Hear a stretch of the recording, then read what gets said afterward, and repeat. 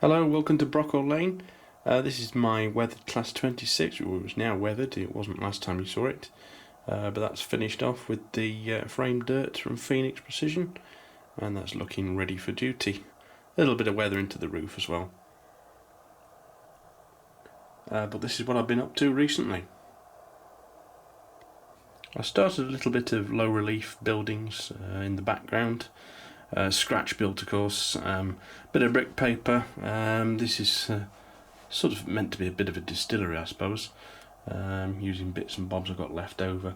I think the main white building there was the back side of the Continental Station building on my HOE layout, and that was the top side of it, that wooden bit, and I've just put some red corrugated roof material on top there and a fence in front of it, just to give it a bit of a 3D effect.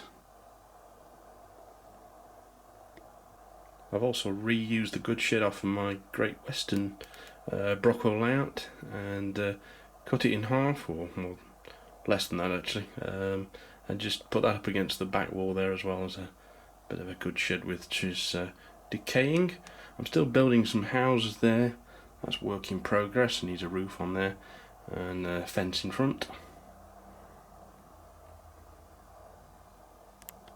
So I'm just over halfway through building this little kit from Peco, the Highland Railway signal box. It is based on Helmsdale, on a line not far from what I'm actually choosing to model, and it's an all laser cut wood kit. I've not really put many wood kits together before, and I was a bit sceptical, kind of liking plastic kits really, but I'm really impressed with it. The parts go together beautifully. It's very satisfying. It's a lot easier than a plastic kit, to be honest, because all the parts, well, a lot of the parts are already formed. There's not much filing and things, so really impressed with this kit, and I hope they do a few more signal box kits in the future, because there's no sticking of those window frames in like there might have been on a plastic kit. They're already formed, very nicely cut. There's no cleaning up or anything, and it goes together rather well with well, Deluxe Materials do a proper card glue, but I'm using the glue and glaze actually, which seems to be a similar sort of formula. So but basically PVA. Just a little bit of super glue on the roof there, just because I wanted a instant contact. But yeah, it's coming on well, and I can definitely recommend this kit. I hope they do a few more in the future. So I've started work on this turntable, which is not going to be a real turntable, it's going to be a filled in one. So I'm not going to drill and cut out the board, but I have ballasted all the way up to the edge, using a plate as a template, and so we've got a bare patch there, and I'm going to grass that or put some rubble in there, and it's just going to look noticeably different and look like there used to be a turntable in that position. It's not actually where aliens have landed, or a crop circle, which is what it looks like at the moment, but that'll get textured different to the surroundings, so that'll give the impression that there was a turntable there and it's been disused for a few years. So there we go, I've made the steps on this signal box now. That was the most difficult part of the build so far, but there again, compared to the plastic kit, I don't think it was nearly as difficult as it would have been. A little fiddly just to get those little steps in the right holes lined up, but you know, steady hand and a knife blade, and it was fairly easy really. So I'm not going to put the roof on yet, because I'm going to paint the windows and put the glazing in. That's a point if you're going to make this kit, because of course you won't get inside, and if you want to put a detailed interior in there or lights, of course you'd have to leave the roof off until the last minute. At the back of the signal box there is a little vegetable patch, which is something I know they used to do during the war. Any available land, some of the signal box or station staff used to maintain a little vegetable patch, and I've on my layout they've kept that going up into the 70s, and it's sort of hidden behind the signal box from view of the public. So little feature there. I don't know what the vegetables would taste like with the brake dust and things coming past, but that's something that the staff have kept going on the station. That's actually a ready-made sheet, and I'll show you who that's from. Yeah, this is the company that do these, Country Scenes and Trees. I saw them at the exhibition at Leicester last week, and you can see they're just nice little vegetable patches they make, and you just peel them off and stick them where you want. They also make other things like grass tufts, which I bought a few of those as well. Very useful. A little bit of fencing starting to go up as well along certain of areas. Needs repainting. That needs painting at the end there, just to separate the front quayside section from the rest of the layout.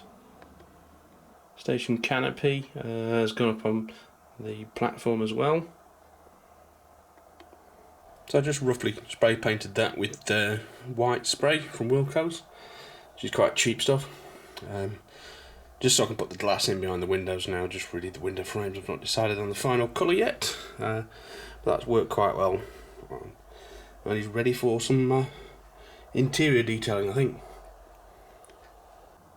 Also built a bit of a better sign based on the ScotRail signs I saw in a video which I watched recently for the 1980s. These signs are from Fox, these two stickers, and these are made on a Brother label printer at work actually. And I've finished off the edging, this self-adhesive paving paper. That's been weathered as well. Down the front edge of the brick paper has been weathered. I've also put these little pipes going from those taps. That's just made from a bit of rubber.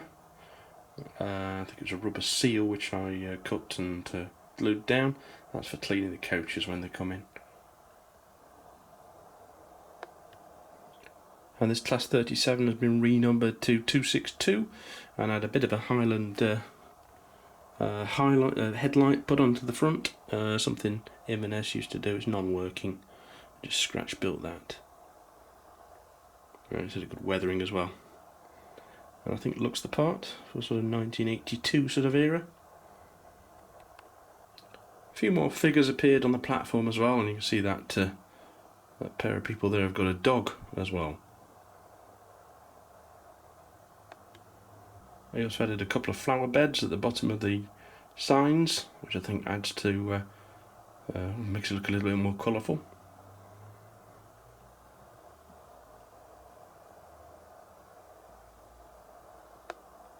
I've also installed a semaphore signal, which is probably not quite right for this area. I will build a better one, but I'm just seeing how that looks at the moment. And that is from a ratio plastic kit, and it's not going to focus properly at that angle. Well, there it is, finally painted and in position. I've also added a little man on the veranda there, and the Ullapool signs.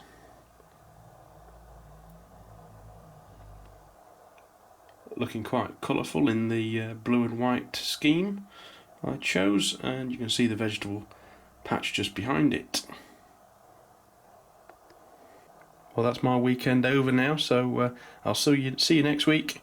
Subscribe below and comment, and I'll see you next time on Brockwell Lane. Thank you, bye bye.